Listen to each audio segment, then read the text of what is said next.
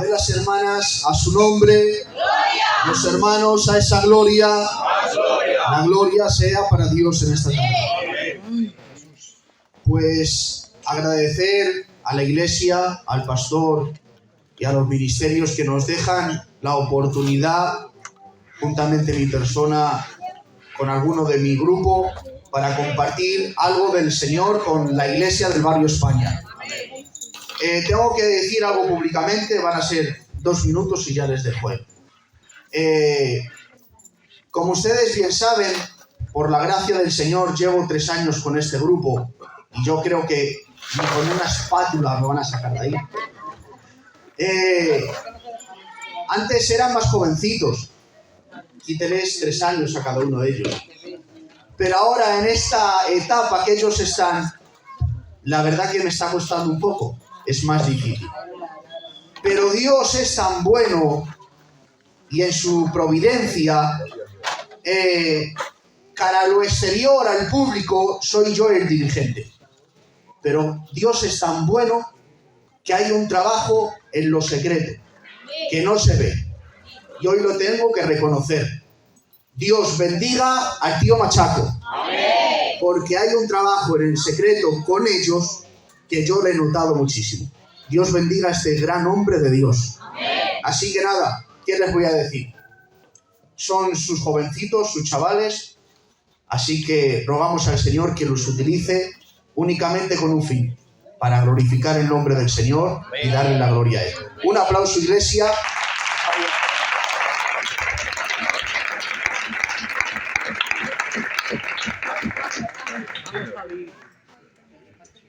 Buenas hermanos y hermanas. Primeramente dar gracias a Dios por este privilegio que me conceden esta tarde de subir y dar un mensaje, y también dar gracias a mi dirigente públicamente y al pastor por este privilegio que me conceden esta tarde. En esta tarde os voy a hablar de la importancia del conocimiento de Dios.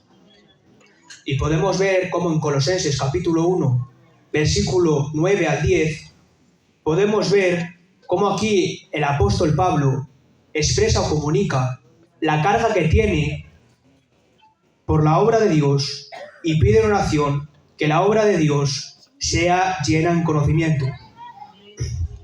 Y en el versículo 9 podemos ver cómo el apóstol Pablo lo concluye diciendo: por lo cual también nosotros, desde el día que la oímos, no cesamos de orar por vosotros y de pedir que seáis llenos del conocimiento de su voluntad.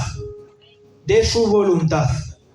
Aquí el apóstol Pablo nos está pidiendo que seamos llenos del conocimiento de su voluntad. No nos está pidiendo que seamos llenos del conocimiento de su grandeza, que es verdad. No nos está pidiendo que seamos llenos del conocimiento de su soberanía, que es verdad. No nos está pidiendo que seamos llenos del conocimiento de su omnipotencia, que es verdad. Sino nos está pidiendo que seamos llenos del conocimiento de su voluntad. Primeramente debemos de saber lo que Dios quiere para nosotros, para saber lo que es su voluntad. Y no es la voluntad de Dios, hermanos, que un hermano venga aquí a la iglesia y que aquí, cara a la iglesia, sea una persona y luego, cara al público o cara en la oscuridad, cuando no le ve nadie, sea de otra compostura. Eso no es la voluntad de Dios, hermanos. Eso no es la voluntad de Dios. Si somos así en la iglesia, lo que se hable, lo que se diga a la iglesia, luego lo debemos de llevar a la práctica, porque entonces no sirve para nada, hermanos, lo que se hace y se dice en la iglesia. Y sigue el versículo: en toda sabiduría y inteligencia espiritual. Aquí nos pueden surgir unas preguntas, hermanos. ¿Por qué quería el apóstol Pablo que los colosenses fuesen llenos del conocimiento de la voluntad de Dios? ¿Era para que pudiesen llegar a ser poderosos predicadores? ¿O eran para que pudiesen atraer grandes multitudes? No. El verdadero propósito de la sabiduría y del entendimiento espiritual es capacitar a los cristianos para que anden como es digno del Señor, agradándole en todo. Y nos puedes llegar a otra pregunta. ¿Qué es la sabiduría y inteligencia espiritual? La sabiduría y el entendimiento espiritual es la habilidad para emplear, utilizar y practicar el conocimiento de Dios. Nosotros necesitamos sabiduría y entendimiento espiritual para poder practicar, emplear y utilizar la sabiduría y el entendimiento espiritual, porque entonces no podemos, hermanos. Luego, seguimos en el versículo 10, y aquí voy a hacer una pausa, hermanos, y digo, Dios no nos revela su voluntad para satisfacer nuestra curiosidad, o para satisfacer nuestro yo, o para satisfacer mi egoísmo o mi orgullo. No, hermanos. No, hermanos. Aquí el Señor no nos revela su voluntad para satisfacer nuestra curiosidad. Os voy a poner un ejemplo, hermanos. Yo, por ejemplo, le puedo decir a mi madre que prepare una tarta para el campe. Pero como yo no sé qué tipo de tarta le gusta al campe, yo le llamo al campe y le digo, campe, ¿qué tipo de tarta te gusta a ti? ¿Cómo te gusta? Y yo con el conocimiento que cojo de las cosas que le agradan al campe, luego cuando venga a mi casa, le voy a preparar la tarta que a él le gusta. Ese debe de ser nuestro propósito, hermanos. No tener curiosidad, sino tener interés, como el que he tenido yo para llamar al campe y agradarle a él. Ese debe de ser. Y concluye el apóstol Pablo en el versículo 10 diciendo, para que andéis como es digno del Señor, agradándole en todo. Para que andéis como es digno del Señor, agradándolo en todo. Eso es lo que dice este versículo, hermanos. Y hermanos, aquí podemos ver que la ciencia que no produce conciencia no sirve para nada, solamente sirve para que seamos más culpables. Podemos ver, hermanos, que podemos venir aquí a la iglesia, a venir a satisfacer nuestra curiosidad, a coger más conocimiento, a coger más inteligencia espiritual. Pero ese conocimiento, esa sabiduría, esa inteligencia espiritual no te sirve nada si no la llevas a la práctica para obedecer a Dios. No te va a servir para nada, hermanos. Debemos de tener interés de Cristo, debemos de tener interés de Dios para poder practicar lo que Él dice. Y tenemos un ejemplo muy claro en la Biblia, y lo tenemos en Cristo, que desde el pesebre hasta la cruz del Calvario agradó al Padre en todo y en cada una de las cosas que hizo. Y lo podemos ver claramente en la conducta y en la vida que tuvo Jesucristo. Y termino diciendo, hermanos, que la ciencia que no produce conciencia no sirve para nada, sino solamente para que seas más culpable. Un aplauso y que Dios os bendiga mucho, hermanos.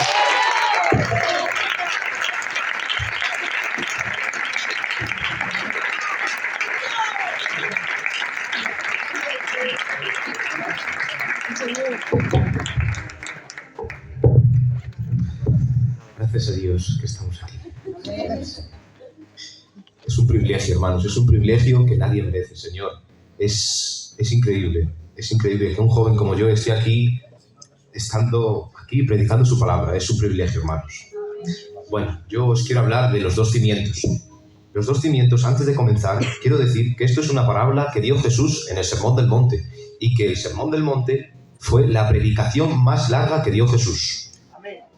En Mateo capítulo 5 vemos las bienaventuranzas. En Mateo 6 vemos cómo nos enseña a orar al Padre. Y en Mateo capítulo 7 nos enseña la conclusión de los dos cimientos. Como podéis ver, Jesús les pone... No, espera, que me he saltado el versículo. Cualquiera, pues, que me oye estas palabras y las hace, le compararé a un hombre prudente que edificó su casa sobre la roca. Descendió lluvia, y vinieron ríos, y soplaron vientos, y golpearon contra aquella casa, y no cayó, porque estaba fundada sobre la roca. Pero cualquiera que me oye estas palabras y no las hace, le compararé a un hombre insensato que edificó su casa sobre la arena. Y descendió lluvia, y vinieron ríos, y soplaron vientos, y dieron con ímpetu contra aquella casa. Y cayó, y fue grande su ruina. Hermanos, como aquí vemos, Jesús les pone un nombre a estos dos constructores. A uno le llama prudente y a otro le llama insensato.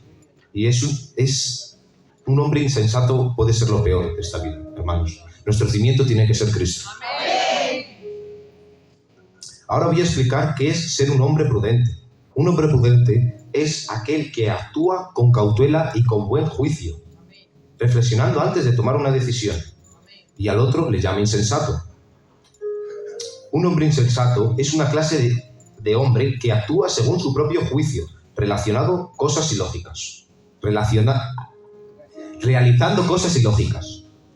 A ver, hermanos, en esto nos hemos confundido. La palabra de Dios debe ser nuestra guía y nuestro fundamento sobre todas las cosas. Cuando la llegamos a obedecer y la ponemos en práctica, podemos resistir las tormentas y las pruebas de la vida. Llegados a este punto, quiero resaltar dos cosas. La obediencia a la palabra de Dios es fundamental para construir una vida firme y segura. También esto es muy importante, que tu vida ya tiene que estar construida sobre la roca. Hermanos, no queramos construir nuestro fundamento cuando ya han llegado las tormentas, hermanos. Es una motivación extraña. No se debe hacer eso. ¿Cómo no resaltar también la insuficiencia de la naturaleza humana? Nosotros no podemos, tiene que ser por gracia. Jesús en este pasaje nos enseña sobre la importancia de construir nuestra vida sobre la roca firme de su palabra. Hermanos, hay dos tipos de cimientos, como ya he dicho. Uno es la roca, que representa aquel que escucha la palabra de Dios y la obedece, mientras que la arena representa a aquellos que solo la escuchan. A mí lo que me llama la atención es ¿qué nos lleva a edificar sobre la arena? Nuestra pereza de buscar a Dios. Insuficiente para los hombres, somos insuficientes, hermanos. Él tiene que salir. Creyendo que podemos con nuestras fuerzas, nosotros no podemos. Nosotros, tiene que ser Jesucristo. Hoy te invito a reflexionar sobre tu vida y preguntarte esto. ¿Estoy construyendo sobre la roca? ¿Estoy escuchando y obedeciendo a la palabra de Dios? Si no es así, te animo a buscar a Dios y a edificar tu vida sobre la roca firme, que es Jesucristo. Muchas gracias y que Dios les bendiga.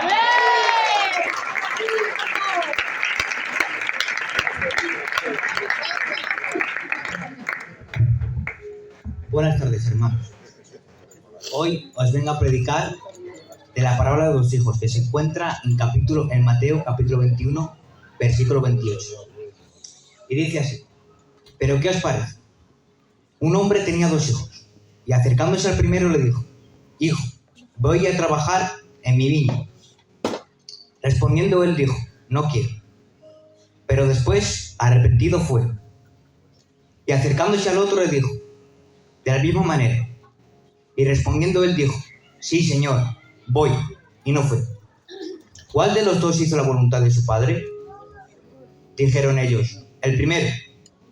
Y Jesús les dijo: De cierto os digo, que los publicanos y las rameras van delante de vosotros al reino de Dios. Porque vino a vosotros Juan en camino de justicia y no le creísteis. Pero los publicanos y las rameras le creyeron. Y vosotros, viendo esto, no os arrepentisteis. Aquí vemos una parábola de 2 hijos, hermanos. Pero el contexto viene de una conversación anterior con los ancianos y los principales sacerdotes. Y le interrumpieron mientras enseñaba, hermanos. Era la élite de la élite. Lo más en aquellos tiempos eran ellos, eran los líderes. Era una delegación. Y fueron a hacerle 2 preguntas. La primera era: ¿con qué autoridad hace estas cosas? Y la segunda: ¿quién te dio autoridad? Y Jesús le respondió con una pregunta y una promesa en el versículo 24. Y dijo: Yo también os haré una pregunta, y si me la contestáis, os diré con qué autoridad hago estas cosas. Y les hace esta pregunta, que le he cogido en otra traducción. Dice: ¿la autoridad de Juan para bautizar provenía del cielo o era meramente humana?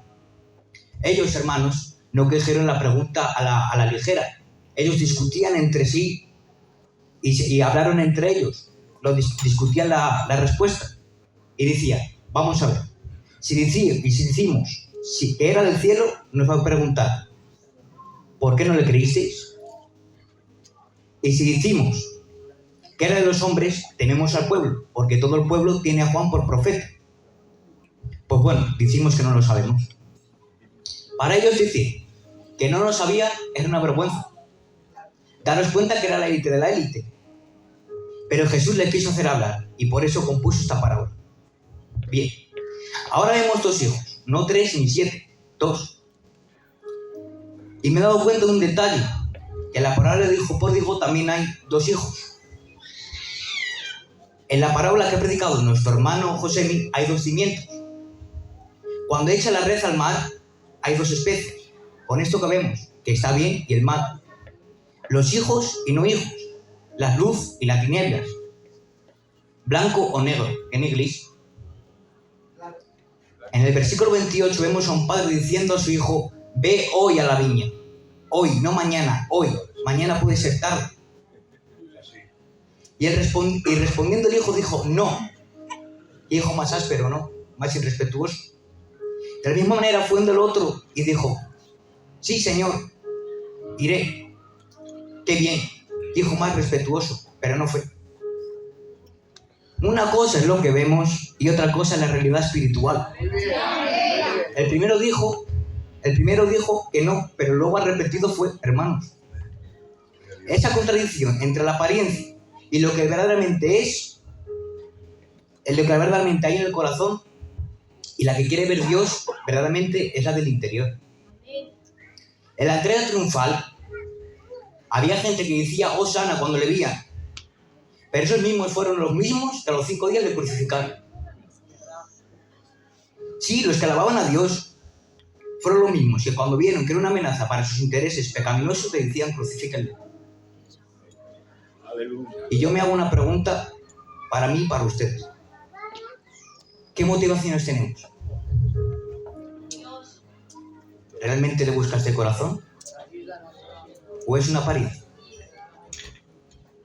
Ojalá que lo que diga yo sea una realidad en mi corazón sin contradicción. Es muy fácil venir aquí, es muy fácil decir sí creo, pero realmente lo creo. Porque lo que ve Dios es la realidad del corazón y eso a mí particularmente me da miedo. Ven hoy a la viña. Hoy es hoy, no mañana ni dentro de 4 días. Hoy es hoy. Era un imperativo, no una sugerencia. Si el Padre dice hoy, es hoy. No esperes, porque mañana puede ser tarde y en vez de ser viña, es cosecha. Miren, si el arrepentimiento es auténtico, llevará a la acción. El segundo hijo lo hizo al revés. Dijo que sí y no fue. Y a mí me surge esta pregunta. ¿Por qué dijo que sí y luego no fue? Pues muy fácil. Porque era lo que quería escuchar el Padre. O más bien, los demás. Este hijo representa a los religiosos de la época de Jesús, la cual yo no me libro. Que con su boca decía que sí a toda la ley, es decir, ha actualizado nuestro tiempo, decir a todas las actividades eclesiásticas, ayunos, retiros, pero hablaban del amor, pero no amaban. Tengo que tener cuenta de no ser como estos, que exteriormente soy religioso, digo que sí a todo lo espiritual, pero realmente no hay nada en mi corazón. A pesar de que el primer dijo que no, arrepentido fue. No hay mejor forma de arrepentirnos que obedeciendo. Amén. ¿Vemos que fue donde su padre a pedirle perdón llorando? No, arrepentido fue. No confundamos remordimiento con arrepentimiento. Que vienes al culto, lloras tu pecado, pero sales y sigues siendo el mismo. Esto te sirve para condenarte más, para nada más. El remordimiento te ahorcará como a Judas, pero el arrepentimiento te salvará como a Pedro. Gloria a Dios. Pero hoy es día de salvación, hermanos. Hoy el Padre nos manda a la viña. Gloria a Dios. Corramos y no esperemos, hermanos. Mañana puede ser tarde. Un aplauso y que Dios os bendiga.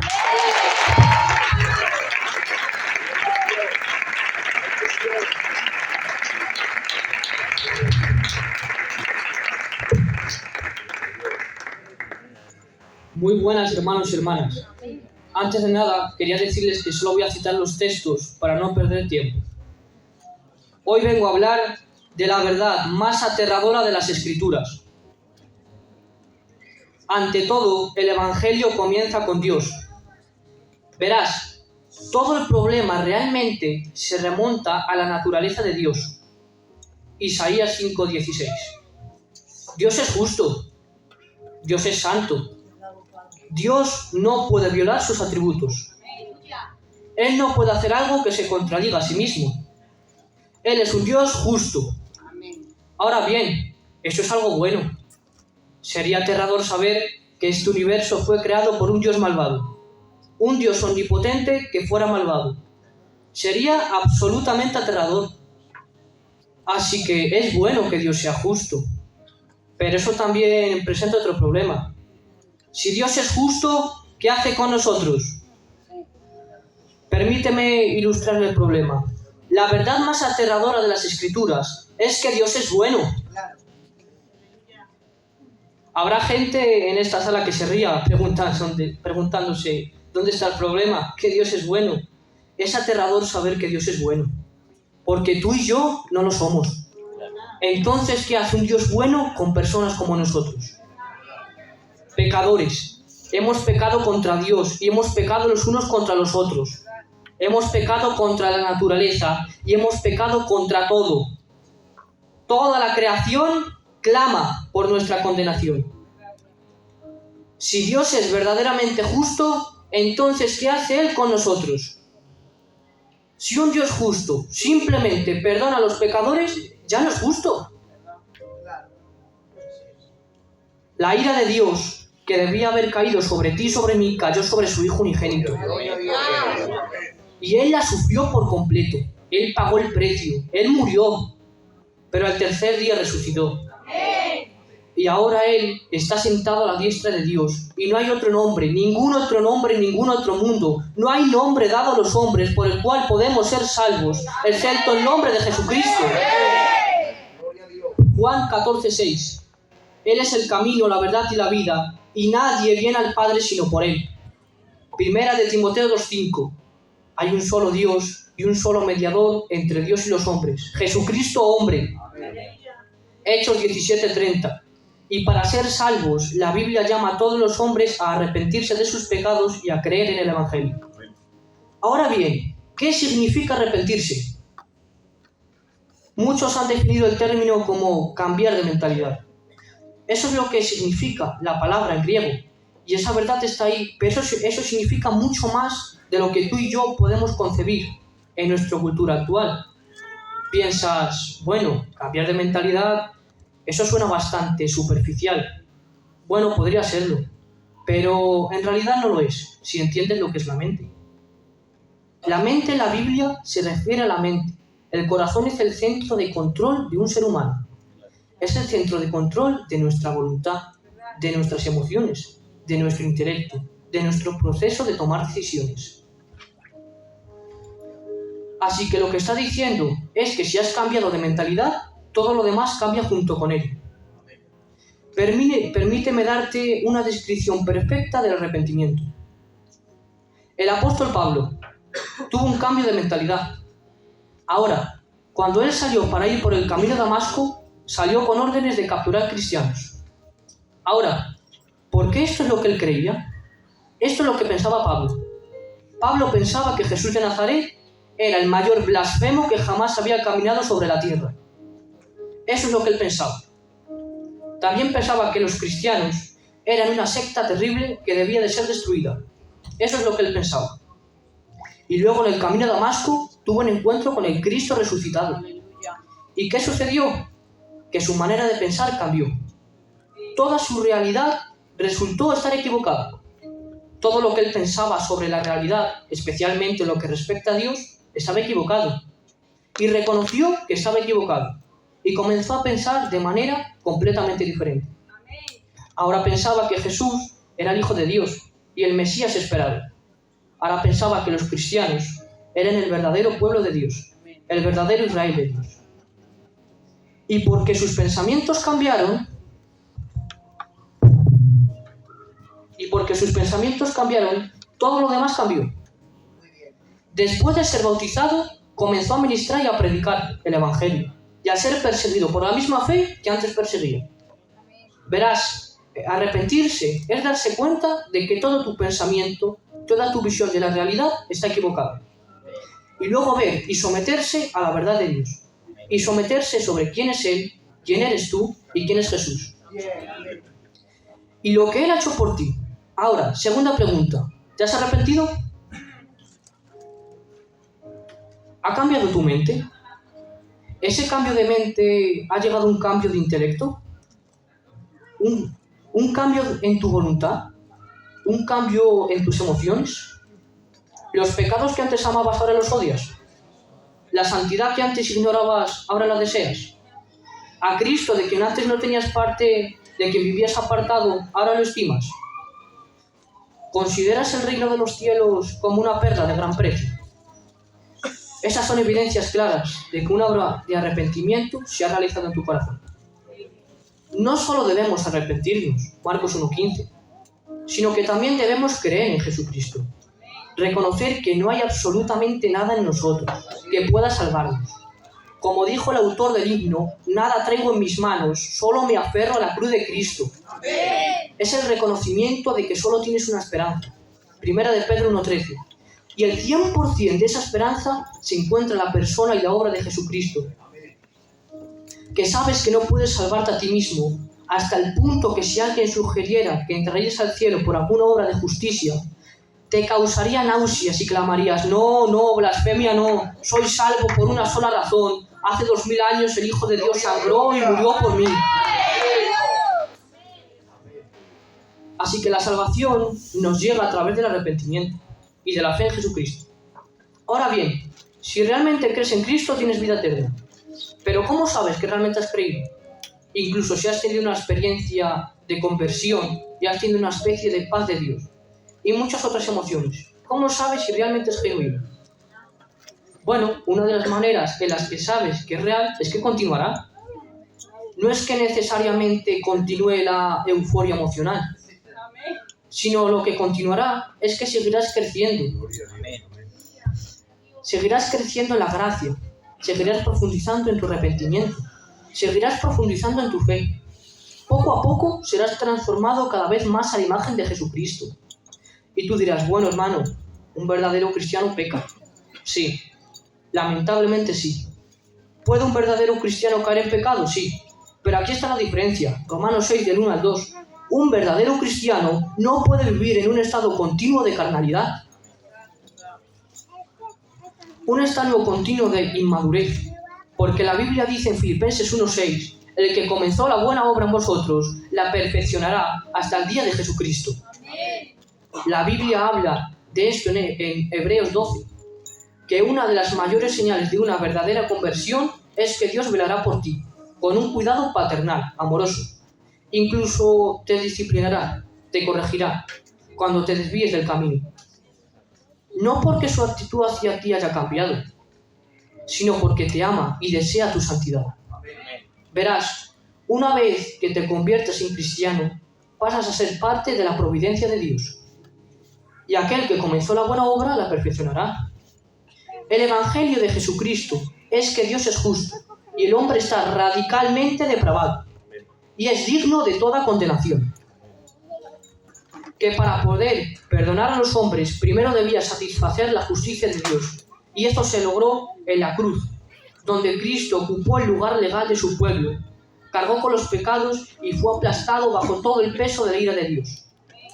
Por eso hoy Dios te muestra su bondad en estar aquí. Dios te brinda la mayor oportunidad. Hoy corre por tu vida, hoy, quizás mañana es tarde. Que Dios os bendiga. Amén.